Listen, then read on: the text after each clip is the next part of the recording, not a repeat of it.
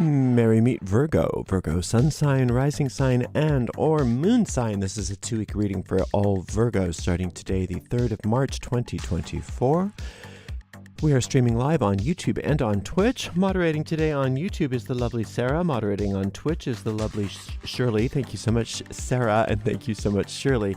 And thank you, Virgos and friends of Virgos, for joining us today. If you happen to be watching on a restream on YouTube and you don't want to watch me shuffle, you can use the timestamps right in the video description to get right to the reading. Today I'm reading with a brand new deck called the Metanoia Marseille Tarot.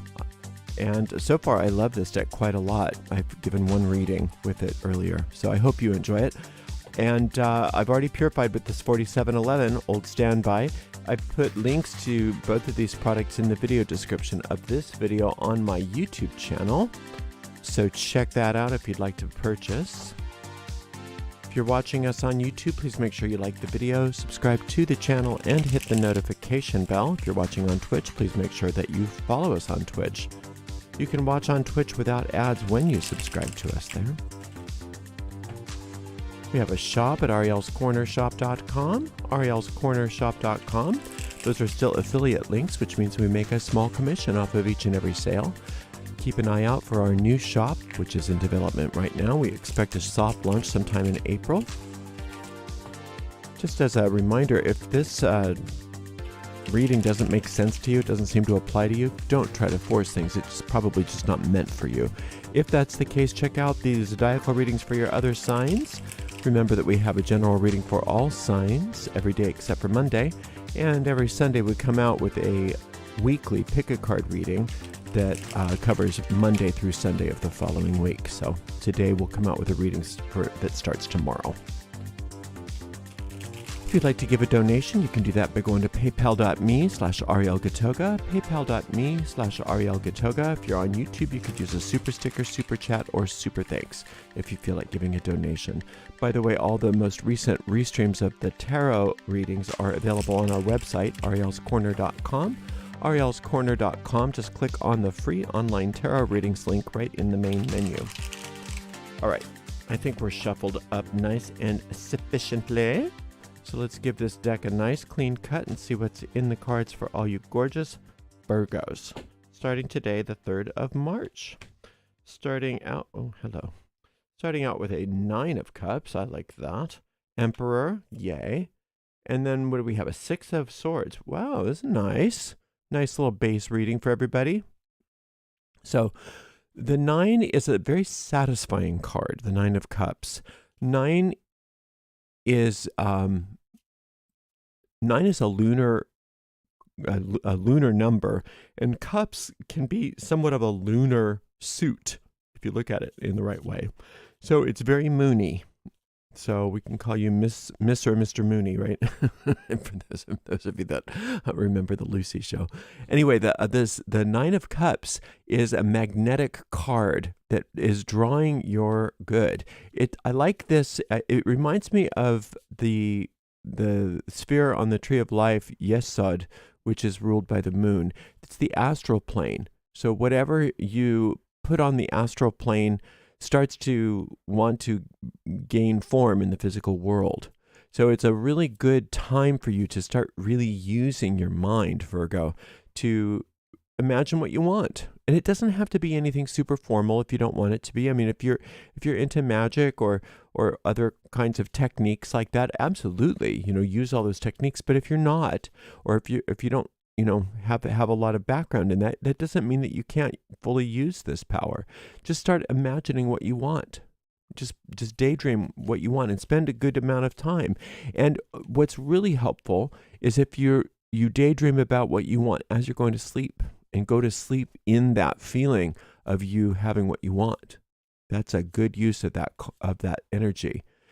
And why this is so important is because it's time for you, Virgo, to really accept your sovereignty, to accept your power, your royal heritage.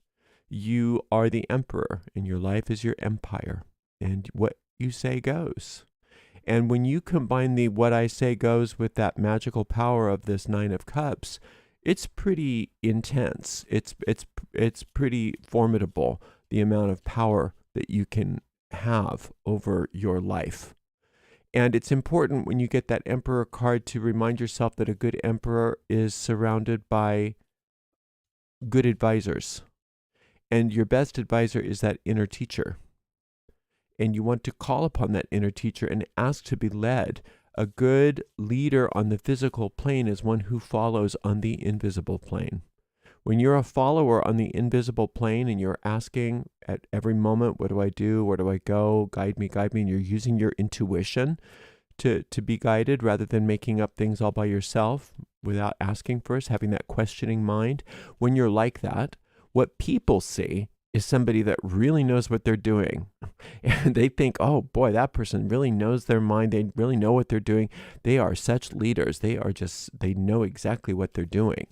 Whereas the person in the invisible world who doesn't take that time to do that and just makes everything up by themselves, I want this, I want that, I want this, that, I want that, without any of that asking, to the world, they don't appear as being good leaders at all. They look kind of silly. They don't appear to have anything together because things don't tend to work out for them so well.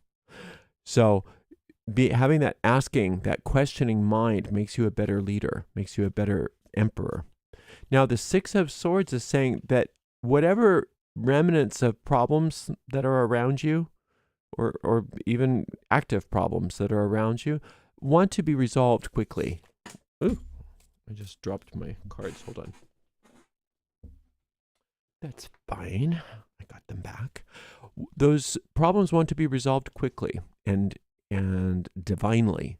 So working with that solar light, that Six of Swords, working with that solar light or something like it, some higher power, idea of a higher power to do everything for you that you can't do for yourself. Because it's really easy when you start using this magical power and this emperor power to think, okay, it's all up to me. It's not all up to you. It's not all up to you. A sovereign is a sovereign because they're divinely, it's a divine decree. A true sovereign is placed there by the divine. And so you're a sovereign, but you're placed by the divine. So you want the divine energies in your life to be in charge. And like I said, then when you're following, everybody doesn't see it that way. Everybody sees it as like, oh, they've got their stuff together. They really have it together. So working with that solar light meditation would be a smart idea if that's something that's interesting to you.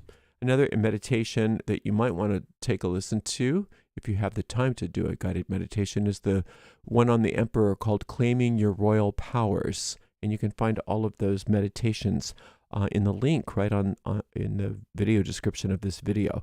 I'm going to shuffle and cut these again. The solar light meditation is not called that in that particular list. It's just called the meditation for the sun card. And even though the sun card isn't in here, it's the same meditation. I'm going to probably do a separate meditation for the sun card, though, because it doesn't seem fair that it doesn't have its own. Okay, we've got the King of Wands. Wow, look at you. Two of Wands. And the King of Cups. Boy, oh boy, oh boy, do you have power. You're just brimming with power, Virgo. And, this is power that you've earned. This is not just some accident. You didn't fall into this. This is you having worked so well for so long. You've developed this power. The muscles don't just accidentally come onto a person. They have to work for them. You don't, somebody doesn't go to the gym once and say, ooh, how did I get all these muscles? It doesn't work like that.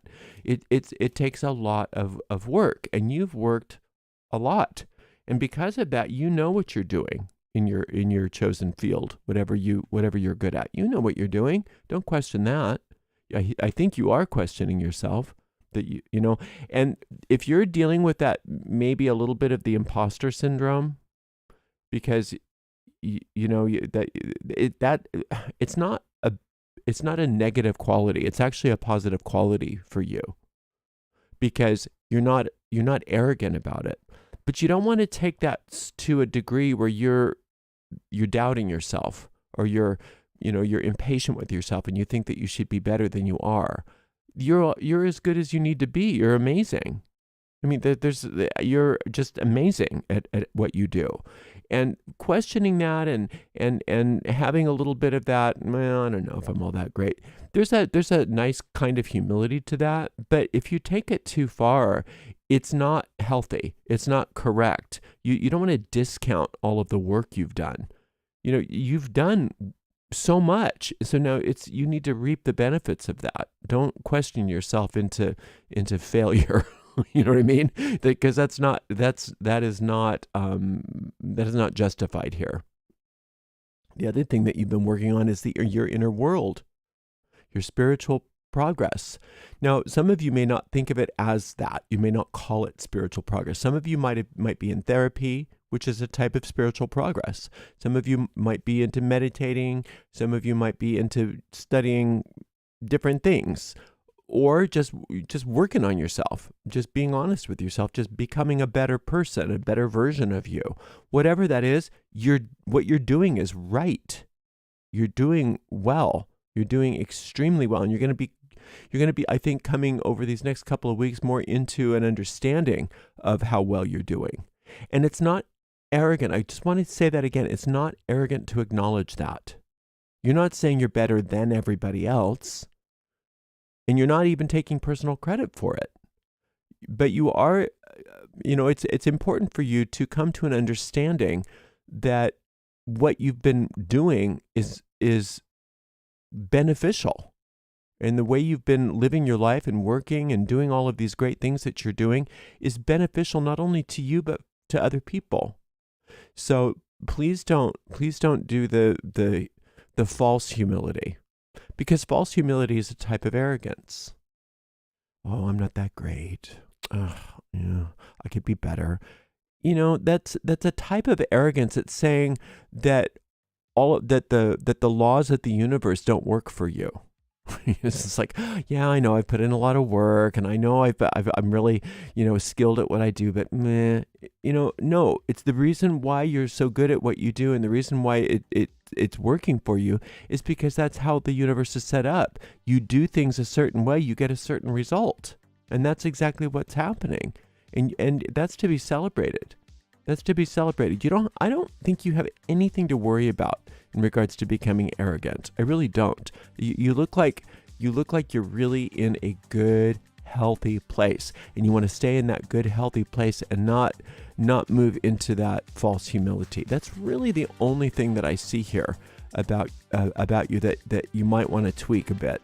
Is don't be impatient with yourself, especially in regards to your career, and don't discount all of the strides that you've made. Instead, use your magical powers and your emperor powers to start to bring about what you want. Instead of saying, why can't I get this to happen? Why can't I get this to happen? Well, don't worry about it. Instead, relax and start imagining what you want.